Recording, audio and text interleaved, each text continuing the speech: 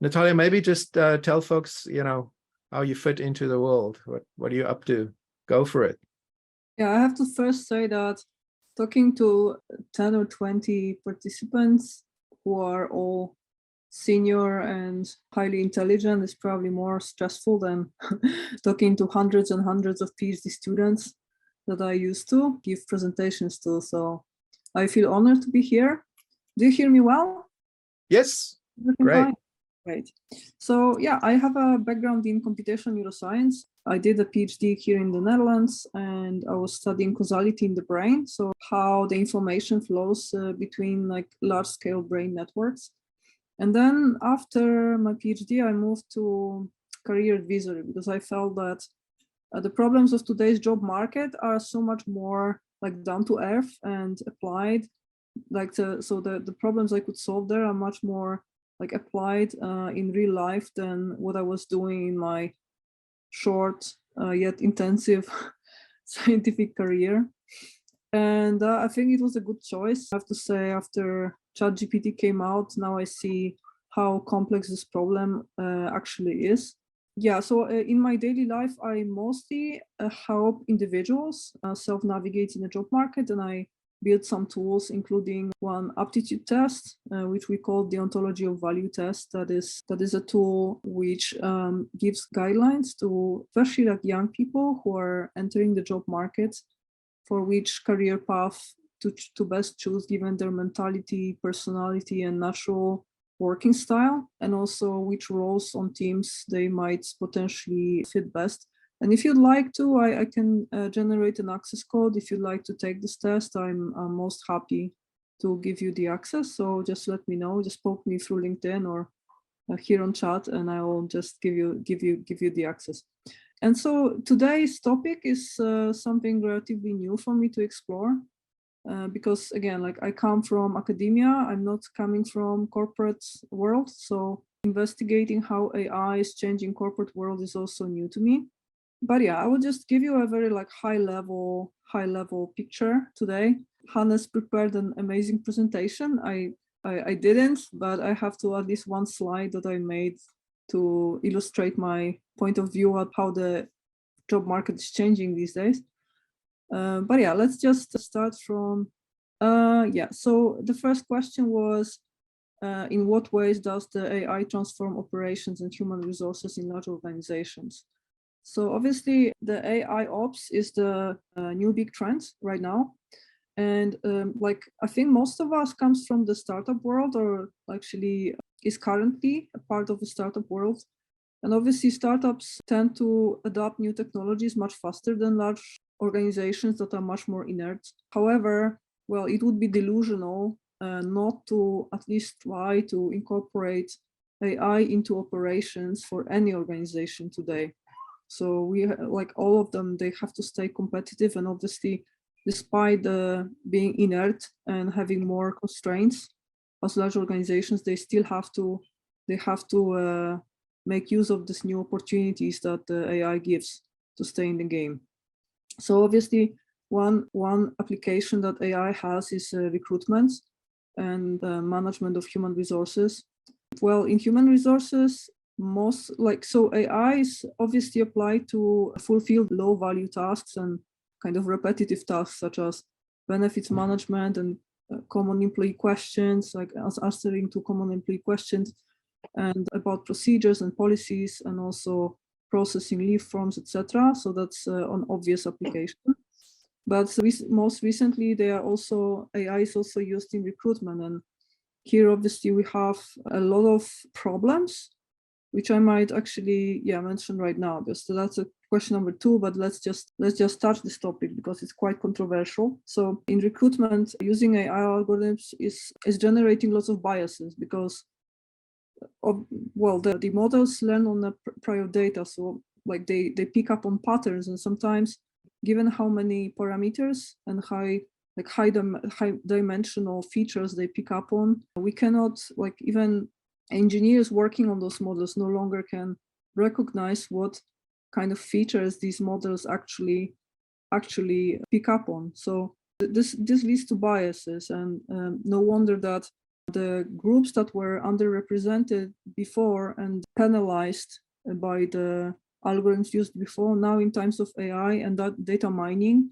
they are even more underrepresented and more penalized. And this comes as a problem, for instance, for women in IT, because algorithms work in a Bayesian way. So if you submit 100 CVs from the prior employees and 90 out of 100 are male CVs, then obviously the algorithm will learn that it will do the profiling of ideal employee for the role, and it would infer that since the majority of seats were occupied by men, that probably means that a male employee is like better performing than a female. So obviously that's a wrong inference, but that's exactly what the outcome will be. So the like male gender will be kind of upweighted in the overall algorithm compared to female. So, and this obviously works also for combinations of features that are sometimes like much more complex than just gender. So they are increasingly harder to recognize in the recruitment process. And this is a problem that doesn't have a clear solution, because again, some of these features are so like complex that it's extremely hard to filter these biases out in the recruitment process. And this is hard to solve because obviously, especially in a hard market, just like mentioned before, we have very challenging times for employees and for job hunters. And especially in times like this, competitive, like top IT companies, they receive thousands of applications per seat. So filtering out the good candidates without using AI is almost impossible. That's why there is no effective solution for this problem just yet. Natalia, question. Yep. So since every school kid I know is using ChatGPT now for doing essays and all sorts of stuff, as the younger generation is learning how to use AI much more effectively than people that are actually in the job market today. And so, the skill of using AI properly will essentially skew to a younger generation that's entering in the workplace, and the older generation that is not familiar with this. I mean, it just seems that, if you're older person, more established in the workforce, you're going to have a serious time competing, or hard to compete with a younger generation that just grows up with this stuff, right? I would challenge this view, because actually that's another point, because what AI is actually doing, especially like in software development, it eliminates the junior roles, right? So all the roles in which you have certain knowledge, but it's like the projects that you can take on are not as complex. So you basically are like, your responsibilities are reduced to simple tasks on like low level, without much ideation, without putting work from other people together, without management, without logistics, without vision. So just doing like simple bits of single tasks. So this is what historically like junior employees were always occupied with before they learn enough to like climb the ladder and become more senior. So there is a knowledge gap right now. So those people who come new to the job market have now hard time jumping over, because again, the simple jobs are getting automatized. So but this is a huge problem right now, because to become a senior employee, you have to go through the phase of being a junior employee first. But there are currently there's a decreasing amount of jobs for junior employees, and those who are indeed like at school right now and who are like naturally learning how to work with AI, they will have to learn much more than their predecessors to be able to enter the job market right now. So that I would say that we are not on the last position just yet. I mean, it's so hard to predict, but I think, yeah, I would say that the young people who are in high school right now have immensely harder job to enter the job market than we did. Yeah. Thanks for that insightful contribution. Yeah. Now you're talking like a bot. Yeah, absolutely. No, this is also a problem. Like sometimes this is also one of the problems about using AI in large organizations, because using AI just like decreases trust overall. And I also see that ever since the ChatGPT came out, I myself sometimes, I mean, I trust my subcontractors. I'm like, just like Hannes, I'm a solopreneur. I have subcontractors, and sometimes some of them, like whenever they give me like well-rounded responses that are like polite, kind, neutral, well written, without typos, and I have that weird feeling of, is it you or is it ChatGPT? Because I don't really feel like, I feel like you did a lousy job, and instead of just telling me what you think, you just left it to ChatGPT to talk for you. And that's like, I would rather hear a response that is full of typos and like not even very polite, but like truthful, than ChatGPT's version of it. So yeah, this is something I see that's problem, and it's also very well-known problem in large organizations, that once you have a lot of people talking, and mostly online, because that's how like working in teams looks today, and mostly texting all day long, then sometimes like the trust goes down, because you never really know if you're talking to your colleague or you're talking to ChatGPT. I'm actually curious also. I think we have a bunch of educators on the call too. I'm not sure, Daniel, if you want to jump in and, what do you think? Well, I agree, and I like that analogy that you're talking about. I'm coaching my students how to use it, and I know Larry is, and then to get their output into assessments that we've got to mark. And see, we're sort of we're stuck in the middle here, because we don't have an official policy as such. So I've got to refer to it as that I shall not mention type thing. So it's kind of like we're stuck, between a rock and a hard place, because a lot of academia at this stage don't know how to deal with it. But as we coach them, and I coach them to, say, create project charters or whatever they need to get the output, I'm also coaching them to make it so that it resonates with a project or something that they would write about. It's not something that, that they can't put their own, they've got to be able to mold it into their own words so they still stay human. I suppose there's that word that pops up, the humistic value, that, or humitide, or whatever we may call it, into the future, because that's also the same as if we flick through Twitter.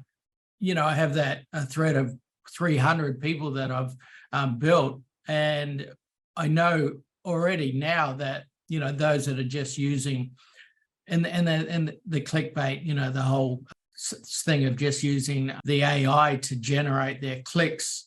So it's almost like they get, after a while they start losing out, because you just push them out. You don't even stop. You skim read and gather what you want out of it, and then you don't engage, type thing. Larry, are you here? Are you on the call? Larry? Yeah, I'm here. So I think Larry is probably the person that uses ChatGPT the most in education, right? Like you creating scripts and personas for your students, and they are using that. If it's, that's sort of their new teacher, right? I just want to comment on two things about what Natalia mentioned. The first thing is that you can actually use, technically, you can use ChatGPT to create all kinds of grammatical errors, random typos, and so you can actually use it to simulate a particular, because I teach a second language, so you can actually simulate a particular level of English in second language education. But here's the thing, because I'm teaching my students to use the ChatGPT in very sophisticated ways, and I think what I observe is that I think last time Kyle mentioned that ChatGPT enables you to become 80% reviewer. My experience is that in order for the students to be able to use ChatGPT in the right way or wrong way, in a sophisticated way, that they have to graduate to become the team leader, which means that they need this learning process to understand how things are actually done in process. So it's not very easy for them to actually create something that is not like in my area, for example, like language education.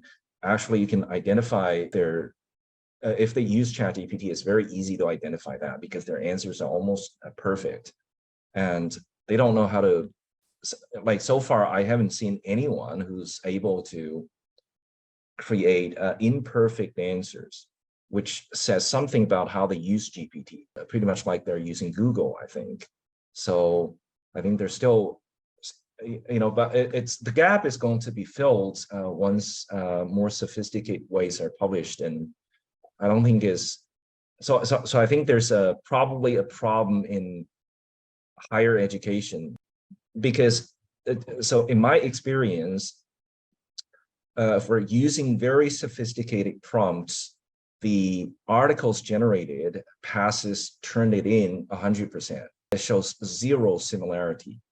So the most sophisticated plagiarism detection system can't detect anything written by GPT. And my experience is that a lot of the tutors, instructors, professors at universities, these are North American universities, they tend to be, because they don't know the students in person, so they can't accuse the students of using GPT in the first place without any evidence. But the problem is that they can't find any evidence anymore. So it's a huge problem, actually. But so far, the students need to, they haven't graduated to become team leader yet. So what they're writing has some kind of, there's trails of them using GPT. If I may add something to this, what Clary just said, I think that the willingness to and the temptation to use ChatGPT even when not recommended by students also might be a function of what the system is. So the system of grading is.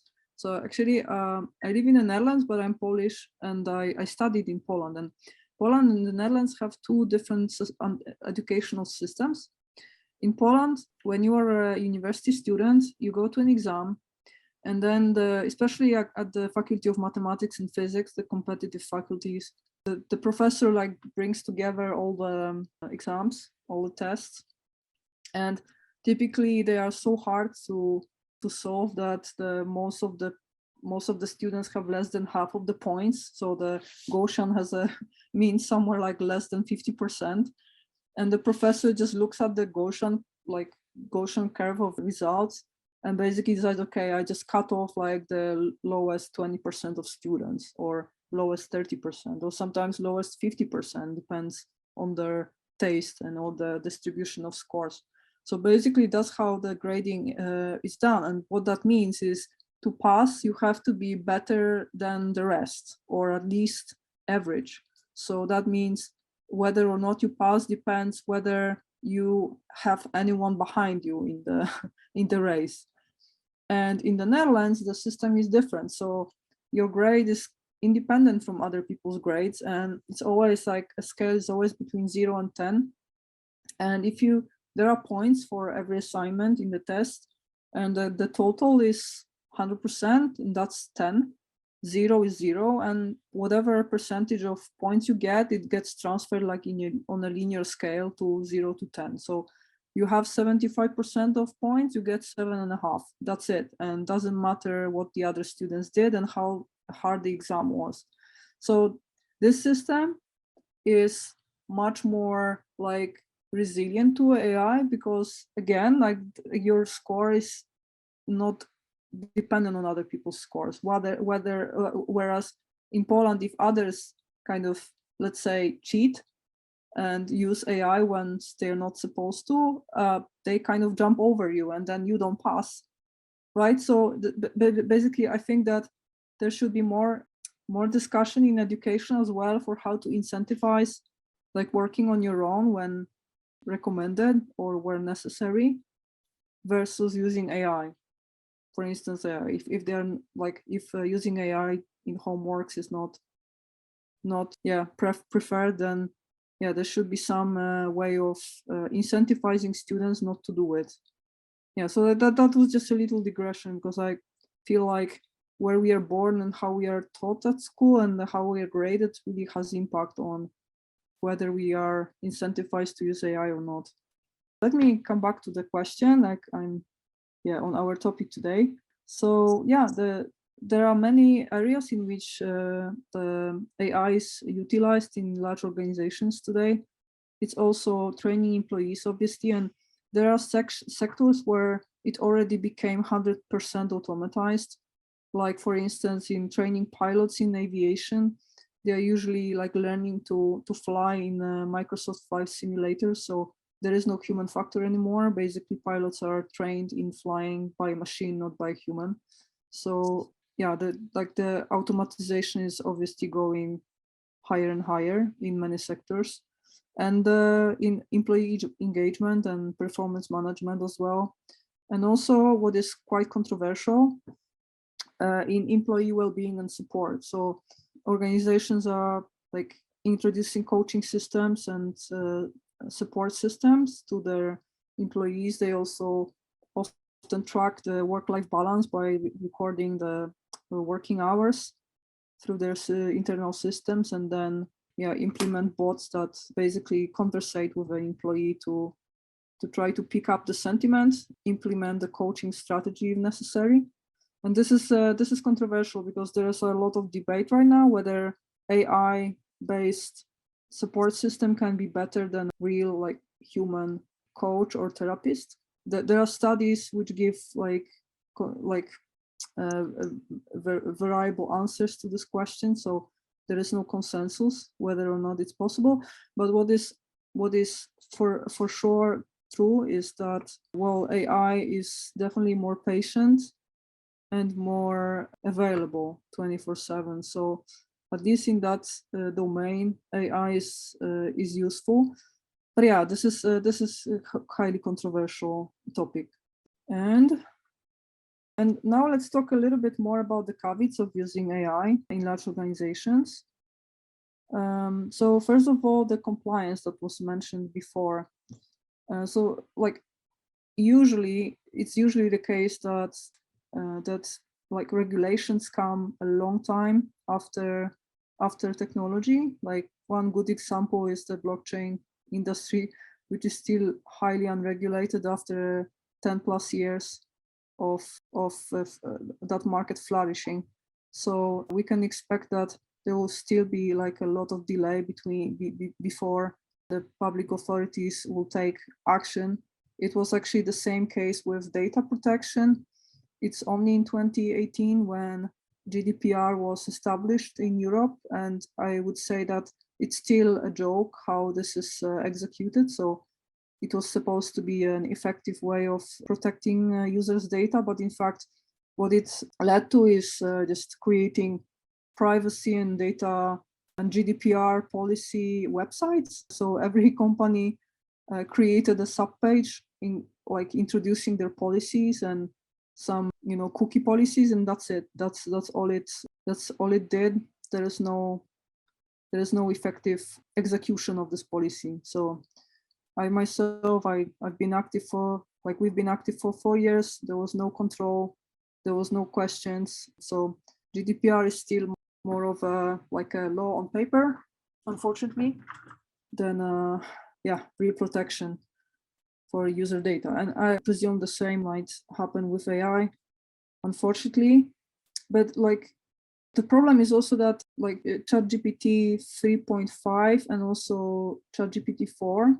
So like I recently found a study that compared the responses for the same prompts by the both versions of the chat from December last year and from June this year. And it seems that it's changed the responses, which means that ChatGPT is kind of being retrained using the new users' data, which means that the users' data that are submitted while prompting are probably used by OpenAI, but there is no clarity how and to what extent and whether they are protected or not. Well, probably not if they're indeed used to retrain the model. And so there's lack of transparency in terms of how users' data are used by the creators of LLM models. And also, that's one reason why, especially large organizations, like they have to be extremely cautious how to incorporate large LLMs into their operations. sometimes the good solution is to build in-house LLMs. For instance, using LangChain, that's a cheaper solution than train a model from scratch. But obviously not every organization has resources and knows how to do it. So I believe that's, that this is going to be a process. I think in a few years' time, every large organization will have their own models internally. Actually, yeah, it's very interesting because I am attempting to push beyond the knowledge frontier, right? So a lot of the stuff that happens there is extremely sophisticated. It makes your head hurt sometimes when you read this stuff. You know, it's talking about the future, new ideas, all sorts of crazy stuff.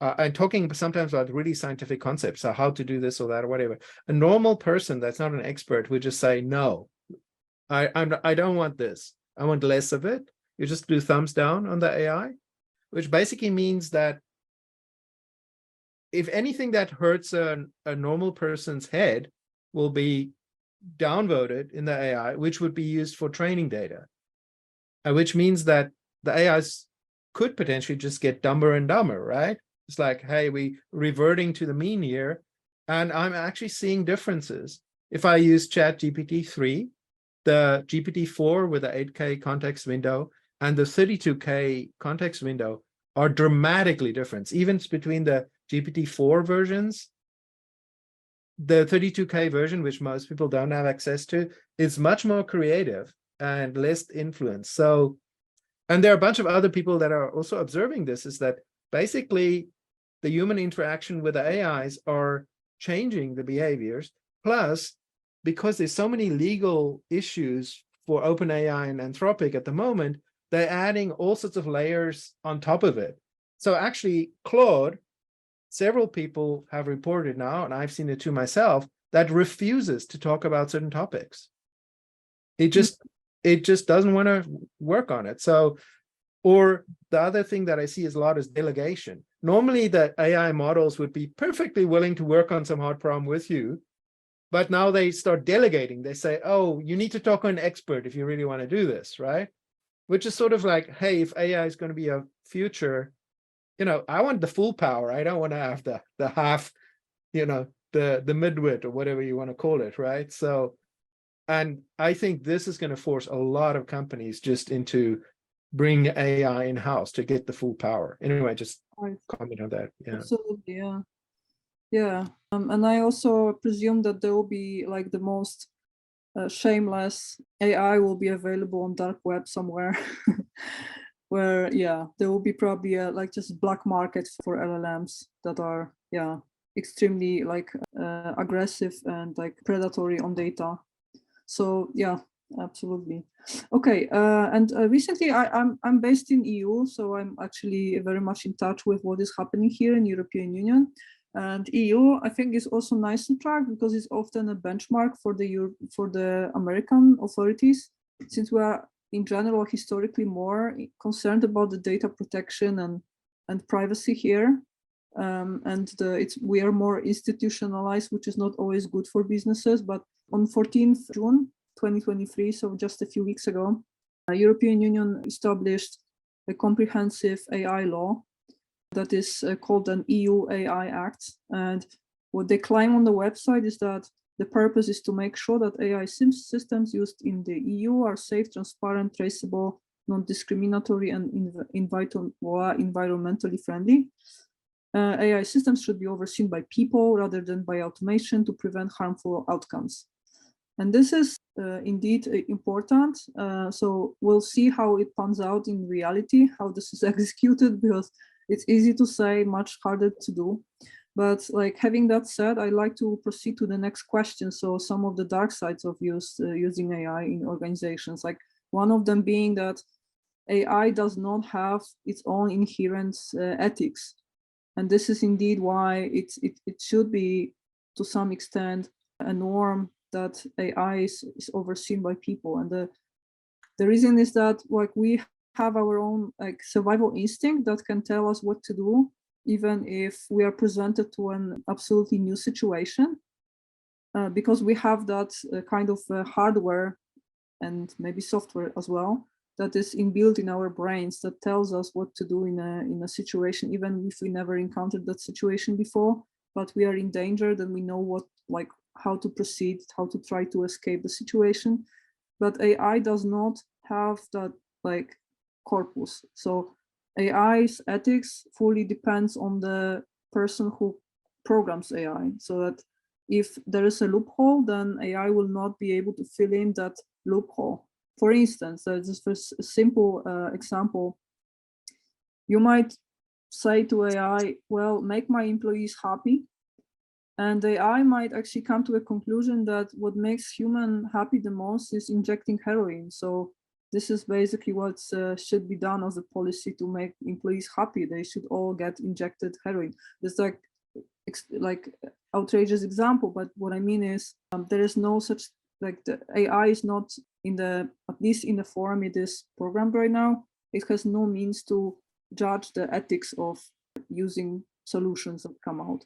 So this is actually one big problem, and that's also why I personally believe, referring to what was said before, I personally believe that it might be not the best idea to make AI a CEO, but we'll see, only future can tell. But I would still prefer to stay as a CEO and use AI as my advisors than vice versa. So yeah, the next dark side of using AI in large institutions is, well, losing touch in human interaction. And again, this loss in trust, because every email can feel bot-like these days. And this is indeed decreasing the motivation, decreasing the engagement, and also decreasing trust.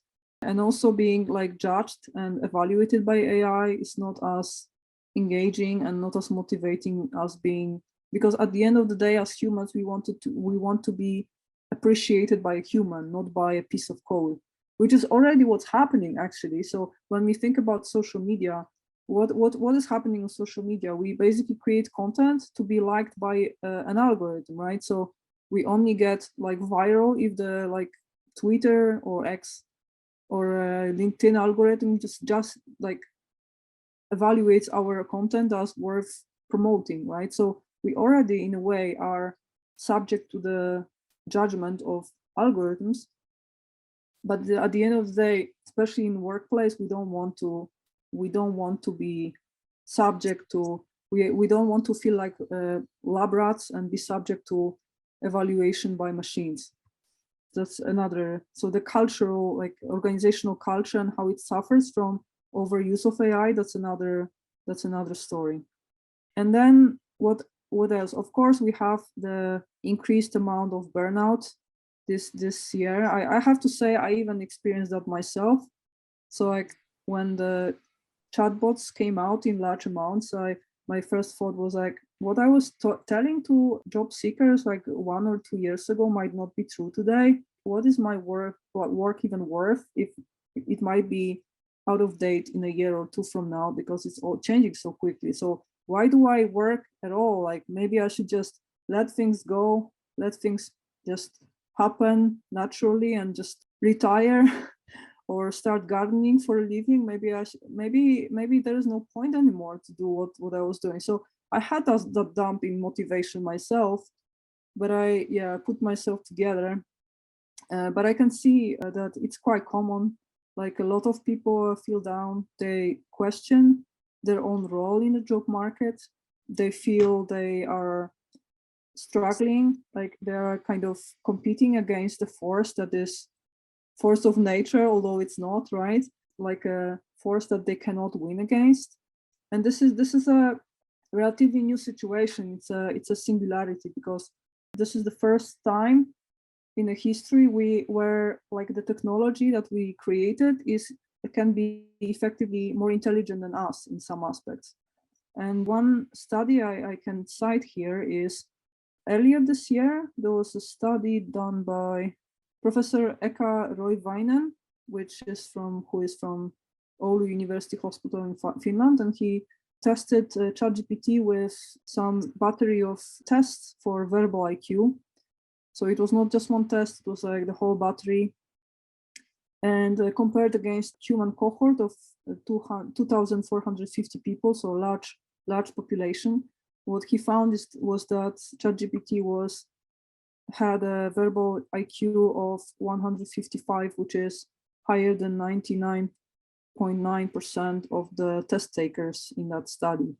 So that's basically, of course, verbal IQ is not synonymous to IQ. It's a different than like ability to make inference and ability to understand abstract concepts, etc., or to rationalize and to think as we understand it. But it's already a sign that in certain competencies, ChatGPT can already exceed humans. So this is the threat in the job market that is like that is common and for a good reason. So one open secret is that AI is already replacing jobs, and the reason why there is so much inertia in employment in IT companies is because of AI. So yes, there was a recession. There is a recession. That's also why there was so many layoffs. But the reason why the employees are not too often re-employed is because the previous employees were replaced to a large extent by AI, and and I can feel it on my own skin too. So instead of like finding more subcontractors for my own company, I basically taught how to use AI to the subcontractors I already had. So now everyone uses like a bunch of AI tools, and that's how we build the productivity, not by finding more people. And I can say this is definitely the case, and the fear is real. And historically, when we talk about the general impact of AI on the job market, then historically we are quite poor at predicting that. And if you know the like recent history of the job market in the 60s and 70s, then together with the like first computers, there was a lot of speculation on how this would affect job market. And just as an example, Professor Norbert Wiener from Massachusetts Institute of Technology, American mathematician and philosopher who made contributions to the theory of automatic control, wrote in 1950, any labor which competes with slave labor must accept the economic conditions of slave labor, Oh, this is not the best citation, I'm sorry. But overall, in 50s and 60s, all the labor leaders and many of the top mathematicians and economists, they were quite negative about the impact of technology on the job market. They were extremely anxious about it, and they were predicting that the job market is going to fall down soon. And even in the 70s, there were voices that the fate of accountants is doomed because accountants will be fully replaced by computers. But what happened instead is that accountants today are doing very well, just using computers as their tools.